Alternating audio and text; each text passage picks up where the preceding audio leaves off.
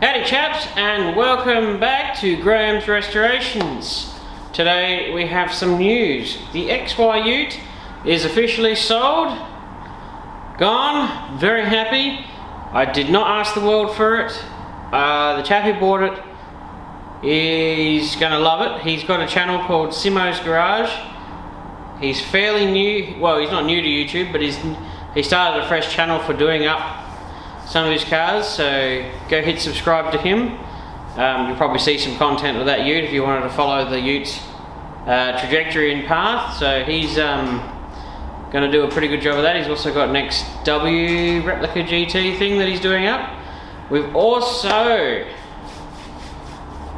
got the bonnet nearly ready for paint. I'm rubbing it down as we speak. We've got something that I'm hoping will stop crap landing in the paint from the ceiling, from the almighty roof. I will show you that stuff right now, but here's an intro.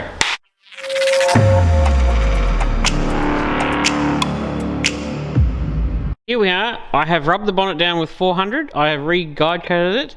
I'm now rubbing it down with 800. I have rubbed through a couple little baby spots, but no worries. I'll just do a little spot prime. I also annoyed myself spectacularly when I found yet more pinholes, but it's better to find them now than down the track. And if we stand back a bit, you'll notice, you're like, ooh, what is that? Good lord, it's a giant umbrella. Do you know how much that was? That was like 60 bucks from Bunnings. And I expected much worse quality than that. I expected that to be utter garbage. But the idea is, you see the rafters in the roof, they're just covered in garbage and junk, and every time you spray in here, that stuff just lands in the thing. So we've got a fresh new umbrella. We're going to have the crane, we'll move the Y-frames outside, move the crane to sort of here, and have the bonnet hanging sort of under the center of this, so that we've got a nice fresh, well, effectively ceiling to go over it. At least the stuff might stop it from landing in it. Also, we finally have the parts turned up from Howard Astle. I know they're made by, I think it's Jamie at Custom Garage. He does a fantastic job. I cannot believe his quality.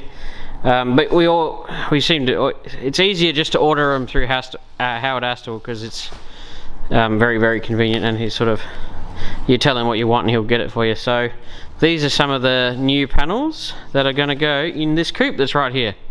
So progress is a brewing. So these are actually, I believe this is pretty close to $1,000 worth of parts, but you just can't quite beat the quality.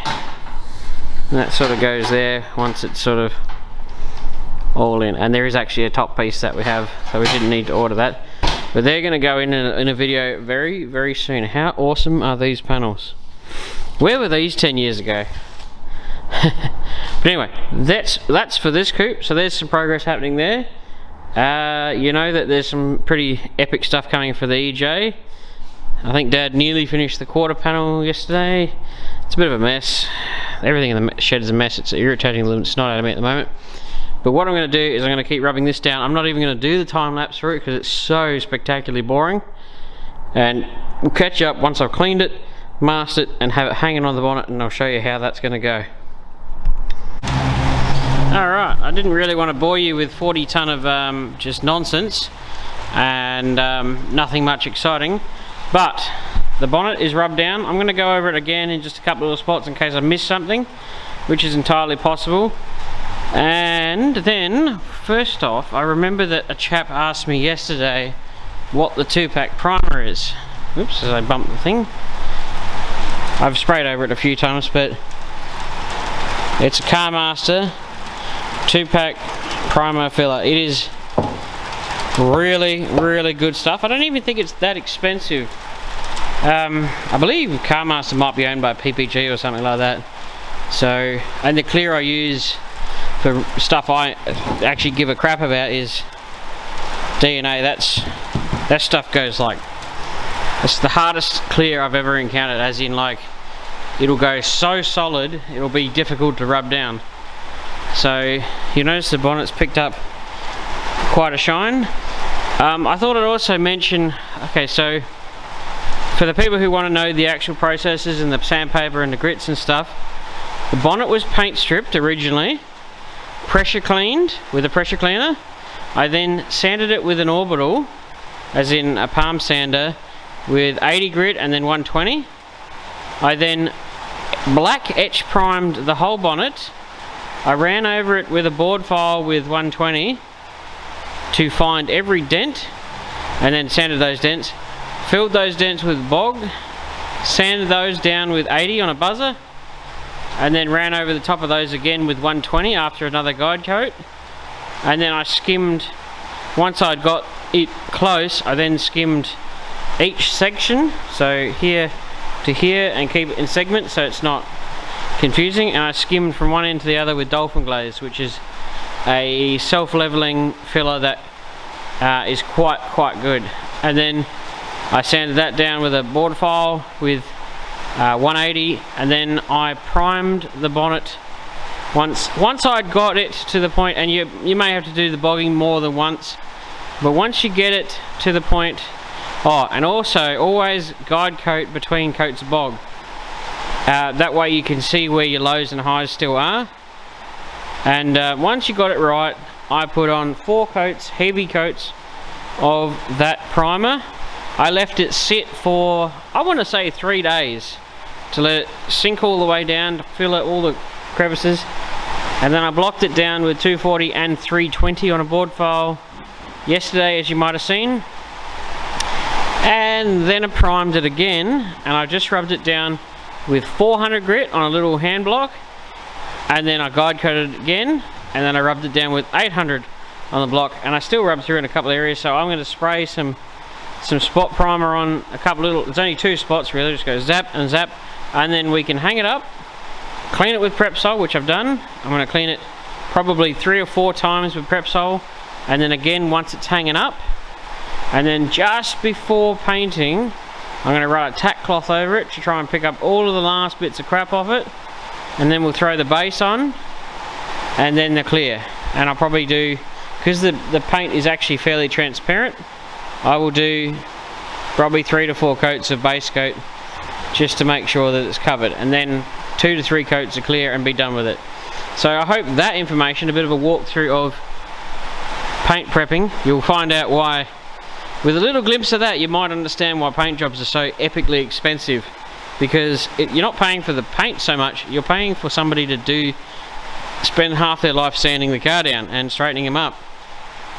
That's why the average door shut respray is $10,000 for a reasonable one, because I certainly wouldn't want anything less than doing that much for doing that kind of stuff, because it sucks. So I hope that information is helpful. That's the primer I use, that's the clear I use. The base coat is a Protect brand, which is, they're all under PPG, they're not too bad, and that pretty much runs you through it all. So I'll catch you up once this is hanging up and we've figured out how the hell we're going to get it all set up. And I will do a time lapse of the actual painting, because that will be kind of cool, because it is colour. To answer your question, yes, that is exactly as difficult as you think to hang up than it looks. But here's hoping that will stop crap landing in it. I've had to set up some lights because, well, I can't see under here, and that happens to be covering a light quite beautifully. So I've got the bonnet relatively smooth. It's been over with 800, and I've actually gone over it with a soft pad with 1500 just to make it super pretty. I've cleaned it down. I'm now going to Prepsol it one more time, tack cloth it, mix up my paint, and go to town. It actually is looking fairly good. And on this side, nice and bagged up. So we are making progress. I had to do that, unfortunately it was the only way to hang it up. Looks a bit crude, but it does work. The problem will be the bonnet spinning around when it's painting, so I have to think of something to do about that. May have to put something behind it just to stop it from spinning around. Haven't quite figured out. Maybe I'll put that trolley there with something heavy on it just to sit behind it, because it doesn't matter if that thing gets crap on it. But that's where we're at. I'm going to set up my time lapse in a second. when I start painting, and you can enjoy the magic.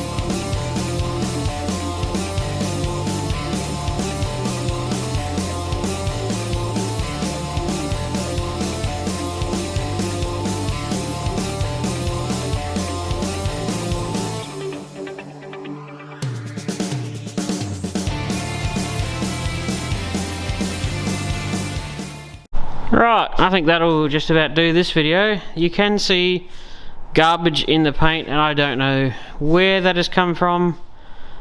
I tried my best. I tack clothed it every time, even tack clothed it before I put the clear on, and it still managed to attract crap in it. I don't know what it is. I guess that's the joys of not being an actual spray painter. I don't know all the intricacies of the best ways to get a super clean job, but I also suspect it's physically impossible to get a clean job in this workshop, no matter what you do. Wet floor, covered, hanging, vertical, it's just impossible. Tack cloth, clean 35 times. I do have to say that I absolutely think that the Total Tools spray gun is garbage. Now, a good tradesman never blames his tools, but I'm going to, because I want to. Now, there are two types of spray guns. Well, there's actually more, but this one is a HVLP, which is high volume, low pressure, and that's what my Blue Point gun was, and I've been using for 7 years.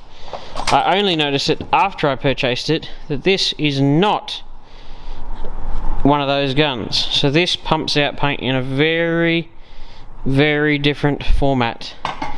It absolutely nails it on with well, actually technically they should nail it on, but I've gotten used to it. I could put primer on all sorts of stuff with one of those guns, but I've gone to use this one and it's something I'm not used to, and it's just, I haven't got the depth of shine that I like. And I'm not blaming the gun, it's probably perfectly acceptable if you're used to them, but you can see it's very orange peely, and I'm not happy with that. Normally I can get them looking like pretty close to glass, but you know, glass with shit in it. So that's, I mean, I think the base coat went on beautiful, and I actually do think that that is going to block up, you know, buff back, rub down and polish up quite well. I think, I mean, I just might have my work cut out for me because it's actually got a fair bit of orange peel, but it's got a good shine. There are no runs. If I'd put any more clear on it, I was trying to bury the crap. If you put your clear on in such a way, you can actually put enough on that the garbage that's in it just disappears into the clear. But there is a chance that you can increase the chances of getting epic runs and sags in your paint if you do that too much. So I went to the utmost limit. It is a beautiful colour, I will give you that. It looks a bit purple on here, and actually the bonnet came out pretty straight. So I guess I'm my worst critic. Some people will think that's probably perfectly acceptable off the gun and in a shed with no spray booth and with cheap equipment. I guess I'm just fussy. But anyway, that'll wrap up the video, and on Friday we'll give that a buff and a polish and see what it looks like. So stay tuned for the next episode. Thank you for watching.